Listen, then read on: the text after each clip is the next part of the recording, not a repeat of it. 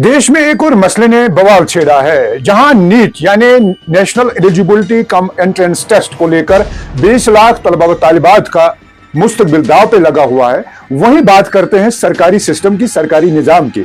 जो सरकारी कर्मचारी इस महकमे में काम करते हैं, जिन्हें यह जिम्मेदारी दी जाती है कि आप ट्रांसपेरेंसी के साथ उन शागिर्दों का इम्तिहानात लीजिए जो शागिर्द आगे जाके डॉक्टर बनना चाहते हैं। हालांकि दो चीजों में हम कंप्रोमाइज बिल्कुल भी नहीं कर सकते हैं, एक सेहत शोबे के हवाले से, दूसरा यही शोबा जिसे हम तालीमी शोबा कहते हैं। देखने वाली बात यह होगी कि कुल मिलाकर उन लोगों के साथ ये खिलवाड़ कौन कर रहा है, क्यों ऐसी नौबत आ गई है कि अब नीट एग्जाम फिर से कराने हैं। हालांकि आपको याद होगा, नेशनल टेस्टिंग एजेंसी ने कल साफ तौर पर यह जाहिर किया कि अब नीट के एग्जाम्स दोबारा से कराए जाएंगे।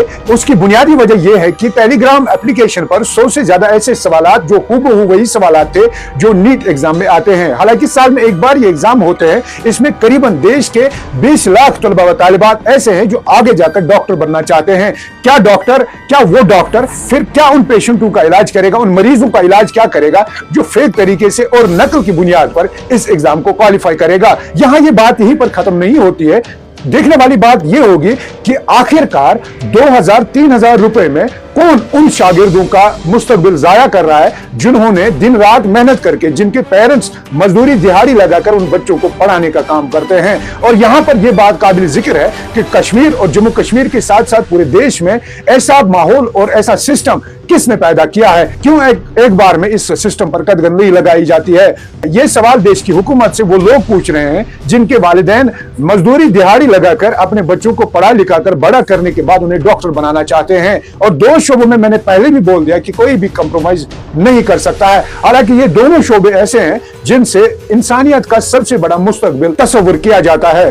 हालांकि आपको यह भी याद होगा, नीट एग्जाम से मुतल्लिक कुछ उन शागिर्दों से पूछा गया कि आपके पेपर्स कैसे गए, तो कुछ लोगों का यह कहना था कि पेपर बड़ा मुश्किल था और कुछ लोगों का यह कहना था कि पेपर बड़ा आसान था। देखने वाली बात यह होगी कि टेलीग्राम के ऊपर 100 से ज्यादा ये सवालात जो हूबहू उन्हीं सवालात के साथ मेल खाते थे जो नीट एग्जाम में आते हैं। तो देखने वाली बात होगी कि ये सिस्टम और इस सिस्टम में बैठने वाले लोग जो देश की सरकार से तनख्वाह लेते हैं, ना सिर्फ देश की सरकार से बल्कि हर एक बच्चा इस देश का टैक्स पेयर है और एक आम नागरिक के टैक्स पे ये तनख्वाह लेकर फिर उन लोगों के साथ बहुत बड़ा इस्तेसाल कर रहा है और बहुत बड़ी नाइंसाफी कर रहा है। देखने वाली बात होगी कि क्या ये सिस्टम बदला, क्या ये सिस्टम बदलेगा।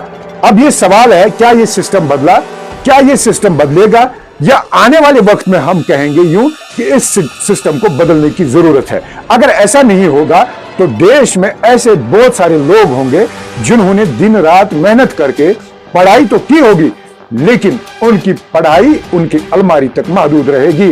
और देश का कॉन्स्टिट्यूशन और देश के हुक्मरान और देश के वो सिस्टम में बैठे लोग क्या इंसाफ नहीं कर सकते? क्या इन लोगों को जरा भी इन शागिर्दों के ऊपर दया नहीं आती है जिन्होंने मेहनत करके ये पढ़ाई की है कि उनका ख्वाब था कि हम आगे जाकर डॉक्टर बनेंगे। आपका क्या कुछ कहना, आप हमें कमेंट्स में जरूर बताइएगा कि नीट के एग्जाम्स दोबारा से होने में आपके क्या ख्यालात है।